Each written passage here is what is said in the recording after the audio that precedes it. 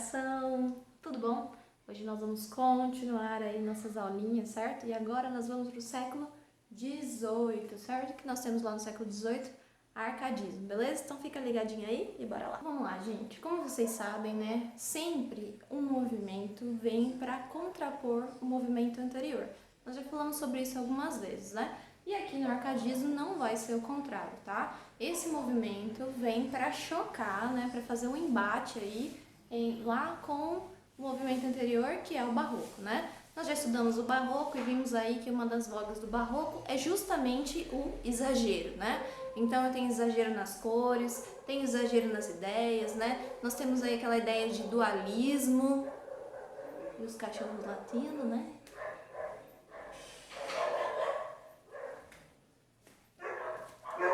Não, late não! Nós tínhamos as inseguranças, né? A galera tinha muito medo da morte, não sabia o que esperar, né? Por quê? Porque tinha toda aquela confusão mental, toda aquela ambiguidade em relação a seguir os passos da religião ou ceder, né, os passos da carnalidade, né? Então essa galera vivia aí num constante dualismo, certo?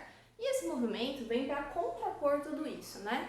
Se a gente fosse colocar aí uma máxima, né, uma frase máxima para esse movimento, com certeza seria essa: penso, logo existo, né? Uma frase aí do Descartes. Por quê? Porque justamente, galera, quer dizer o quê? Que nesse movimento, o que vai prezar aqui é justamente o uso da razão, certo? Então aquele lado da emoção, as incertezas, os grandes impasses, isso cai à tona, tá? E aí a galera aqui do arcadismo começa a pensar de modo racional, sempre de modo racional, inclusive nas suas relações amorosas, tá? Então, aquela ideia de sofrimento, de se entregar, né, de se jogar de cabeça, não existe nesse movimento, pessoal. É tudo sempre traçado, alinhado e pensado minuciosamente para quê? Para que esse sujeito sempre haja conforme seja correto, né? Conforme o seu pensamento racional diz, né? Para quê? Para que ele nunca se machuque, certo? Então essa aí é a voga do movimento, tudo bem? Então vamos lá, gente. A palavra arcadismo vem da palavra Arcádia, tá? O que significa Arcádia? Arcádia foi uma religião grega, tudo bem? E também é um lugar idílico, né? O que é um lugar idílico? É um dos lugares que os arcadistas vão prezar muito, tá? Que são os lugares puros, os lugares pastoris, tá? Esse momento da literatura, certo? Do arcadismo, eles vão explorar muito toda essa ideia de pastoril, tá? Então toda essa paisagem, né, de campo vai ser aí explorada pelos arcadistas, certo? Então o lugar idílico é justamente esse, tá? O lugar puro. Então aqui o lugar idílico, galera, é um lugar puro, ou também um lugar pastoril, certo?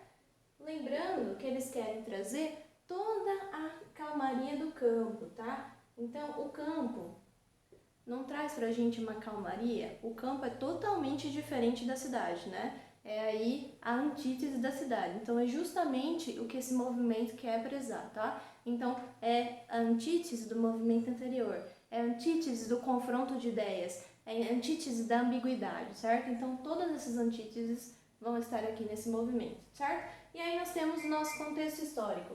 Nós estamos aí nos séculos das luzes, né? Que a gente conhece aí o iluminismo, que a gente tem como voga, vocês já estudaram, igualdade, fraternidade, liberdade, certo? Então aqui são as máximas aí do movimento iluminista que também vão estar presentes no arcadismo, certo? O que mais? Nós estamos aí no momento de pós-guerra da restauração. O que significa isso, galera? É o embate, tá, que estava acontecendo entre Portugal e Espanha. E Portugal queria se reestruturar, ser reconhecido novamente como um país que tenha poder, certo? Então derrubar aí essa influência tão grande que tinha a Espanha e Portugal queria mostrar. Não, nós somos um país independente, nós temos o nosso poder, tá? Nós temos as nossas colônias e nós queremos que isso seja reconhecido. Então é esse momento aqui, tá, do arcadismo no século aí 18 que acontece tudo isso, certo? Nós temos também desenvolvimento técnico, certo? Então aqui começam os desenvolvimentos tecnológicos nesse momento aqui da história, certo? científico também e social na Europa, tá? Então a gente vai ter grandes mudanças tecnológicas, científicas e principalmente sociais, tá? Então, certo? Belezinha? Razão em detrimento da religião. O que significa isso? Lá no Barroco, a gente já falou sobre isso, né? Qual que era um dos objetivos maiores lá do Barroco? Era propagar a fé, né? E que tipo de fé? A fé católica, né? A fé cristã. Aqui não. Como a máxima desse movimento é penso, logo existo, consequentemente, o que acontece com a religião, ela fica em segundo plano, certo? Então aqui nós temos a razão sempre em primeiro lugar. E a religião, né? Tudo que é vinculado àquilo que é divino, né? Aquela ideia de que Deus é provedor de todas as coisas, fica um pouco aí de lado nesse tipo de pensamento, certo? E aí nós temos aqui, como esse movimento vem para contrapor, bater sempre nessa tecla, né? O que acontecia lá no Barroco? Nós tínhamos aí uma arte elegante, rebuscada, né? Que tinha muitos detalhes, tinha muita riqueza, inclusive essa riqueza ela poderia ser trabalhada em pedras, né, preciosas, por exemplo, o ouro, né? Se a gente pensar aqui no Brasil. O que acontece aqui, né, nesse tipo de arte, né? Nós temos uma arte menos rebuscada, né? Menos rica, menos, né? O contrário ali da arte barroca, e também nada extravagante. Então aqui vai ser tudo mais limpo, mais claro, certo? Sem muitos detalhes, é muito diferente do movimento anterior, belezinha? Beleza, galera, então quais são as características, né, as principais características desse movimento, tá? Esse movimento adora uma palavrinha em latim, a gente já vai ver elas aqui daqui a pouquinho, tá? Mas eles sempre vão prezar esse estilo de vida simples, tá? Tudo que é o contrário disso, tá? Eles não gostam, eles repudiam, tá bom? Centro urbano, certo? Como eu falei pra vocês, né? Centro urbano vai ser totalmente condenável nesse movimento, tá? Por quê? Porque eles sempre querem esse lado simples, né?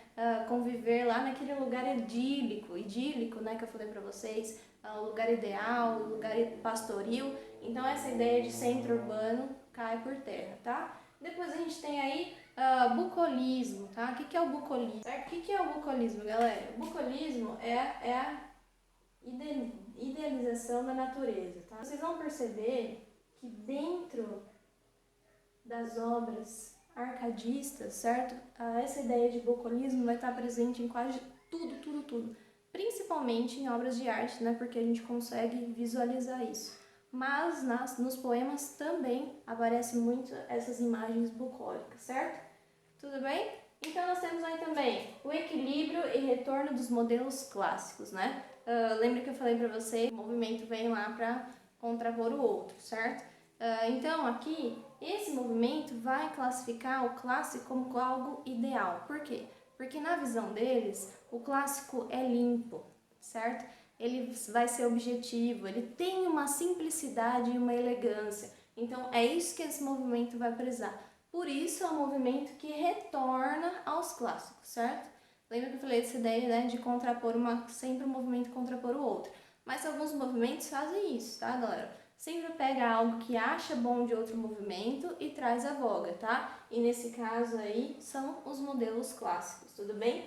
A gente vai ter aí muito uso de pseudônimos, tá? Uma coisa importante aí para se dizer, o que é um pseudônimo? Pseudônimo é diferente de um heterônimo, né? E nós temos um cara aí que é muito importante dentro da literatura, né? Principalmente aí da literatura portuguesa, que é Fernando Pessoa. Fernando Pessoa usa heterônimos. Nesse caso, nós estamos falando de pseudônimos. O que são os pseudônimos? Os pseudônimos é justamente você escrever um texto e você assinar com outro nome. O contrário do heterônimo, né? O heterônimo você cria uma personagem, essa personagem tem uma vida, essa personagem tem uma estética, né, para fazer aquela obra, enfim. Mas o pseudônimo não, você escreve o texto e assina com o nome de outra pessoa, certo?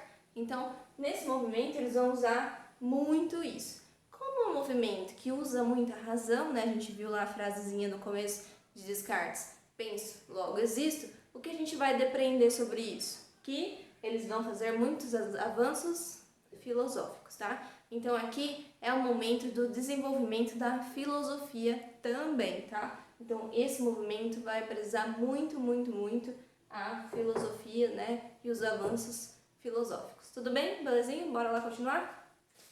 E agora nós chegamos aí nas palavrinhas em latim que essa galera adora, tá? E aí a gente vai pegando uma por uma e vendo o significado, tá? Então não, sem pânico, é facinho. Apesar do nome ser meio chatinho, é tranquilo, tá? Então, o primeiro aqui que é fuga urban, né? A gente já falou sobre isso, né? Já bati nessa tecla algumas vezes, né? Que é a fuga da vida urbana, certo? Se vocês estiverem escutando um cachorro, né? Vocês sabem aí que os meus vídeos são repletos de cachorro e galinha, então não tem jeito, tá, galera? Depois, locus amoenos, né? O que é isso? O que é o locus amoenos? Galera, é esse lugar ideal, tá? Que pra dentro aqui do arcadismo seria aquele lugar idílico, certo? Ou seja, o lugar pastoril. Certinho? Então, esse aqui é o locus amoenos, tá? E esse aura medíocres, o que significa isso?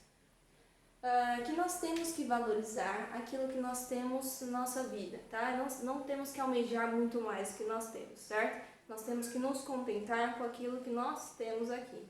Então, auras medíocres é a gente valorizar o que nós temos nas nossas mãos, certo? Então, aqui a valorização do que já é nosso. E aqui, inútil a truncar. Inútil a truncar. Cortar aquilo que é inútil, certo? Então, cortar, né? Tirar da nossa vida tudo aquilo que é inútil, certo? E aqui, nesse momento, nós falamos de materiais e também aí de bens, de relações amorosas que são extravagantes demais, que tem aí aquela ideia de patologia, né? De patos, uma paixão muito extravagante, a galera não gosta, tá? Então, tudo que é inútil na sua vida, a gente corta, certo? E aí a gente tem carpe diem, tá? Esse conceito de carpe diem, a gente vai ver também no romantismo, tá? É um pouco diferente aí do carpe diem que a gente vai ver no romantismo. O carpe diem do arcadismo, galera, vocês sabem qual que é o significado de carpe diem, né? Viva a vida hoje, viva intensamente a vida hoje, né? Então aqui é viver intensamente. Mas esse viver intensamente do arcadismo é um pouquinho diferente, né? Como eles não gostam de nada do que é exagerado, então esse viver intensamente é viver na forma pastoril. Então tudo que é em relação ao campo, a esse lugar idílico, tá? Esse lugar ideal, você tem que viver, né? Como se fosse o último momento da sua vida. Então, se não for extravagante, se não te causar dor, aí tudo bem. Viva intensamente, né? Vivo hoje. Mas se for intenso demais, certo? Se for patológico, não vive intensamente, entendeu? Então esse conceito de carpe diem, que vai se repetir no romantismo, né? Dentro desse movimento é isso. Viva intensamente, mas viva intensamente esse lugar idílico. Ou viva intensamente esse lugar bucólico, certo? Então esse é o viver intenso do carpe diem no arcadismo, certo? E aí, o que mais que a gente tem de características, né? Como que é um movimento que não gosta de firulas, né? Que não gosta aí dos arabescos, que a gente já viu lá no movimento anterior. O que acontece aqui? Eles vão prezar muito a objetividade e o racionalismo, pensando na ideia, né? Daqui, penso, logo existo. Então, é sempre um pensamento racional, galera. Sempre vou prezar a racionalidade, tá? Então, por isso, tanto na vida, quanto nas obras literárias, quanto na arte, certo? Então, sempre essa ideia de racionalidade. Outra coisa, linguagem simples, né? Porque se eu quero remeter essa ideia de pastoril, de lugar idílico, de lugar puro, eu não posso trazer aí uma linguagem rebuscada e preciosista, tá? Então, por isso eu vou prezar pela linguagem simples, belezinha? Então, a gente vai ter, como eu falei, estamos no campo, lugar idílico, então, pastoralismo, simplicidade, tá? E exaltação da natureza, que a gente já falou, que é o lugar aí bucólico, tudo bem? O que mais? Crítica à burguesia, por quê? Porque a burguesia traz sempre os exageros, né? E se eu quero cortar tudo o que é de exagero na minha vida, consequentemente, eu quero cortar isso aqui, certo? Então, aí, um dos ideais desse movimento é justamente essa crítica, certo? E nós temos mais algumas coisas, né? Valorização do conhecimento, como eu falei para vocês, nós estamos falando do desenvolvimento da filosofia, certo? E o desenvolvimento da filosofia traz essa ideia de desenvolvimento e valorização do conhecimento, certo? E resgate do espírito clássico grego, né? A gente tem aqui as grandes obras aí, né? Homero, que trouxe aí as grandes epopeias, então é um aí dos resgates que eles fazem nesse movimento, belezinha? Então bora! Beleza, galerinha, agora mudamos um pouquinho o cenário aí, porque eu quero mostrar algumas imagens para vocês, certo? Mas antes disso, vamos ver aí alguns nomes, né? Alguns principais nomes desse movimento. Então nós temos aí o cara que é o principal, tá? Que é o Bocage, né? Então, Manuel Maria Barbosa do Bocage é um dos inspiradores aí, né? Um dos percussores desse movimento arcadista, desculpa. Depois nós temos Antônio Diniz da Cruz Silva, Pedro Antônio Correia Garção, Marquesa de Alorna, olha aí, galera, uma mulher escrevendo aí, é um avanço, né, nesses movimentos. Francisco José Freire, Domingos do Reis Quita, Nicolau Tolentino de Almeida e Filinto Elísio. Então, são alguns aí dos nomes importantes desse movimento, certo? E bora lá continuar, então. Então, vamos lá, galera. Esse é um texto do Antônio Tomás Gonzaga, certo? Chama A Lira 23. Num sítio ameno, cheio de rosas, de brancos lírios, murtas viçosas, dos seus amores na companhia, Dirceu passava alegre o dia. Em tom de graça alternamente, manda Marília que toque e cante. Pega na lira sem que a tempere, a voz levanta e as cordas fere. Com doces pontos a mão latina e a voz iguala a voz divina. Certo? Então aqui a gente está tendo aí uma cena, né, de Marília de Dirceu, que é um dos clássicos que a gente tem na nossa literatura. E se vocês olharem as imagens que aparecem dentro do poema, são justamente daquelas características que nós temos, né? Que nós vimos ali um pouquinho anteriormente, né? O que acontece? Aqui nós temos aquela imagem do lugar idílico, né? Do locus amenus, né? Aquela ideia de você se relacionar, mas se relacionar aí de uma forma cuidadosa, racional, pode ver. Ele vê a Marília chegar, mas o que ele analisa? O canto, o toque, né, da mão dela no violão, né? Então, são essas coisas aí que vem à voga, né? Não aquela ideia de amor carnal, corporal, e sim aquela coisa mais idílica, mais ideal, pura, sensível, e vocês podem ver que é sempre essa ideia bucólica e as imagens aí do campo. Certo? Gente, aqui nós temos aí uma imagem, né? Chama O Balanço, que é do Nicolas Lancret. Se vocês perceberem, todas as características que a gente viu até agora estão aqui também. Então, nós temos aí aquela imagem bucólica, né? Ou seja, a exaltação da natureza. Nós temos aquela ideia também de lugar idílico, locus amoenos, né? O que mais? Pode ver que nós não temos cores muito extravagantes, né? A gente tem aí um retrato da natureza, justamente com essa ideia de lugar puro, né? Lugar tranquilo. Se eu tivesse cores aí muito exaltantes, né? Eu quebraria toda essa imagem que ele quis criar aqui. Pode perceber que essa mulher que está no balanço também está tranquila, né? Não está balançando a 200 por hora, né? É um balançar, mas é um balançar tranquilo, como se ela estivesse aí curtindo esse momento na natureza. Pode ver, tá todo mundo aí muito tranquilo, né? E todos aí, né, tendo um momento de êxtase com a natureza, né? A natureza, nesse caso, é um lugar aí acolhedor, um lugar alegre, certo? E é sempre aí essa ideia do locus amenus, do fugari urban, ou seja, né, a gente fugir aí daquela loucura que é a cidade, né? Carpe diem, mas o carpe diem na medida, pode ver que as pessoas aí elas se relacionam, né?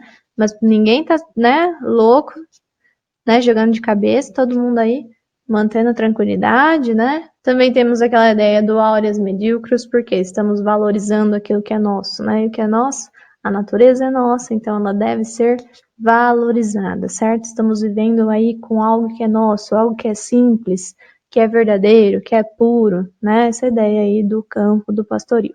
Tudo bem? E aí nós temos outra imagem, né?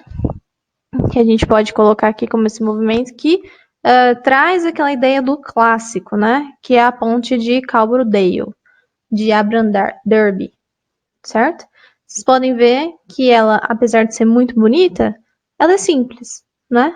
Ela não tem aquele monte de rococó, ela não tem aquele monte de estruturas, né? A gente não tem aquele monte de arabesco, aquele monte de coisa. É simplesmente uma ponte funcional, simples, né? Mas que dá aquela ideia de clássico. Se você olhar essa imagem, você vai falar, é uma ponte clássica, né? Você não vai pensar em nada mais que isso.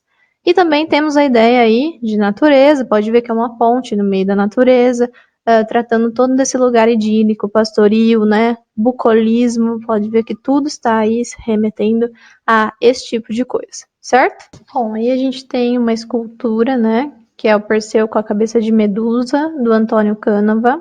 Vocês podem ver que tudo se remete àquelas imagens clássicas, nós temos a volta da mitologia, né, que é aquele resgate, né, dos clássicos gregos, né, a mitologia grega.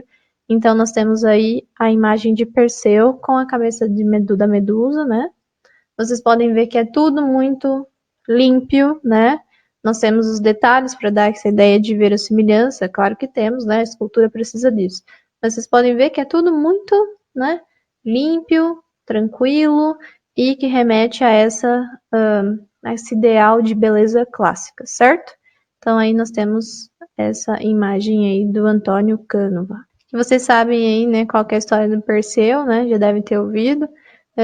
Que o oráculo então diz para a mãe do Perseu, né, para o rei, né, quer dizer, Acrísio, né, o rei de Argos, que a sua filha não poderia ter filho, certo? Por quê? Porque aconteceria, né, uma coisa horrível. Ou seja, né, se ela tivesse filho, o que aconteceria? Esse filho causaria a morte do soberano, né? Então, por isso, ela não poderia ter filho, né? Vocês sabem que na mitologia grega o que acontece? Ela tem esse filho, certo? E ela tem o filho mesmo tendo sido trancada aí numa torre bem alta. O que acontece, né? Zeus, o rei dos reis, vai lá e se apaixona por ela, né? E vocês já sabem o resto. E aí nasce, né, o Perseu, que é um semideus. Então, né, como ela é engravida, o que acontece? Quando o Perseu nasce, ele fica mais jovem, né? Ele vai crescendo, ao longo do tempo ele vai crescendo. O rei percebe que, de fato, ele vai ser uma ameaça, porque ele era um cara muito forte, né? Com todas as características de um guerreiro, então o que ele faz? Ele pega e fala para o Perseu o seguinte: olha, Perseu, eu quero que você vá lá derrotar a Medusa, né? Quem que é a Medusa? É aquela que transforma as pessoas em pedra, certo? Então, o Perseu é enviado para destruir a Medusa, né? Com a certeza do rei de que ele não voltaria. Mas o que acontece, né? Ele consegue derrotar a Medusa. Beleza? Então ele volta, né? No meio dessa volta, ele encontra sua amada, certo? Que estava aí amarrada, acorrentada no meio do mar. Sua amada se chama Andrômeda. Nome bem legal, né? Andrômeda. E aí ele casa com a Andrômeda, certo? Tem filhos com ela. E um dia, né, numa competição, lembra que eu falei para vocês, né, que o oráculo diz que ele mataria o soberano, certo? Um dia numa competição esportiva, o que acontece? O Perseu, como eu falei para vocês, que era muito forte, ele está lá numa competição de discos, né? O que acontece nessa competição de discos? Ele taca esse disco com muita força e ele não sabia da presença do seu avô, né? E ele acerta o seu avô e ele mata o seu avô, ou seja, né, concluindo aquilo que o oráculo tinha dito, né? Então essa aí é a história resumidamente de Perseu. E agora nós temos um cara aí muito, muito, muito importante, né? Que é o Manuel Maria de Barbosa Dons do Bocage, certo? Como eu falei para vocês, ele é sem dúvida aí o ponto-chave do movimento arcadista, certo? E quais são os tipos aí das obras que esse cara faz, né? Ele faz a poesia lírica e também faz poesia satírica, certo? E como eu falei para vocês, né, nesse movimento arcadista, o que era muito comum era o uso de pseudônimos. E esse cara também vai usar pseudônimos, tá? Então nós temos aí Eumano, certo? Que é um anagrama. O que é um anagrama? Vocês sabem, né? O que é um anagrama? É quando eu escrevo o meu nome ao contrário, né? Então, se a gente arrumar aqui, a gente tem a palavra Manuel, certo? Então, é um anagrama aí, uma brincadeira com o seu próprio nome. Sadino, que é o Rio do Sado, que é o lugar onde ele morava, né? Tudo bem? Então, esses são os dois pseudônimos de Manuel Maria do Boccaccio, certo? Nós temos aí a poesia lírica, certo? Que é a poesia lírica, né? Essa subjetividade, essa representação subjetiva das percepções que o poeta tem acerca das coisas, certo? Então, aí nós temos dois tipos de... nós temos duas características, certo? Ele vai tratar bastante todas essas convenções, né, pastoris, do arcadismo. Então, todas aquelas características que a gente já viu vão estar presentes na poesia do Boccaccio, certo? E esse cara vai antecipar o romantismo, certo? Por quê? Porque ele vai trazer essas fortes expressões de sentimentos, certo? O que parece um pouco contraditório, né? Porque ele está dentro do movimento arcadista que não preza essa parte, né? Mas acontece muito isso em alguns movimentos, né? Desses caras anteciparem os movimentos que virão depois, tá? Então esse é um dos caras que faz essa antecipação de movimentos, certo? E aí nós temos um exemplo de poema para vocês. Já Bocage não sou, a cova escura. Já Bocage não sou, a cova escura. Meu estro vai parar desfeito em vento. Eu aos céus o trajei, o meu tormento. Leve me torna sempre a terra dura. Conheço agora já quão vã figura, em prosa e verbo, fez meu loco intenso. Musa, tive algum merecimento, se um raio de razão seguisse, pura. Eu me arrependo, a língua quase fria, brade em alto pregão a mocidade, que traz o som fantástico corria. Outro aretino fui, a santidade manchei. Ó, se me creste gente ímpia, rasga meus versos, criei na eternidade. Certo? Então, vocês podem ver, nós temos essas imagens, né, do arcadismo, daquelas características do arcadismo, mas nós temos um quê aí de sentimentalismo um pouquinho exacerbado, certo? Então, os elementos arcaicos estão aqui, né, os elementos do arcadismo estão aqui, mas tem aquela pontinha de sentimentalismo, tá? Uma coisa legal aí pra gente se falar no arcadismo é o seguinte, uma ideia aí, eu te amo, tá? Uma coisa que a gente diz aí pra alguém que a gente gosta muito, certo? Eu te amo. Mas nesse momento, eu te amo, mas eu não vou tocar você em nenhum momento. Se eu der as suas mãos, né? Se nós dermos as mãos, já é um problema, né? Porque só o toque, né? O simples ato de eu dar as mãos, que é muito comum, né, pra gente, de entrelaçar as mãos, que acontece, eu já vou sofrer. Então eu não posso, eu tenho que segurar as pontas, certo? Então eu te amo, mas eu te amo, né? Eu aqui, você aí, né? Não vamos ter uma interação muito grande porque vai dar ruim, certo? Então é um aí das vogas desse momento aí, né? Século XVIII, arcadismo. Então nós nos amamos, mas nos amamos aí meio distante porque senão dá ruim e eu não quero sofrer. Eu quero que seja tudo lindo, né? Tudo limpo, lindo, maravilhoso, simples, né? Se tiver muito amor, muita paixão, vai complicar e coisa complicada eu não gosto. E aqui nós temos aí um poema interessante, né? Um poema de autorretrato, ou seja, um poema metalinguístico, né? Magro, de olhos azuis, carão moreno, bem servido de pés, meião na altura, triste de faixa ou mesmo de figura, nariz alto no meio e não pequeno. Incapaz de assistir num só terreno, mais propenso ao furor do que à ternura, bebendo em níveas mãos por taça escura, de zelos infernais letal veneno.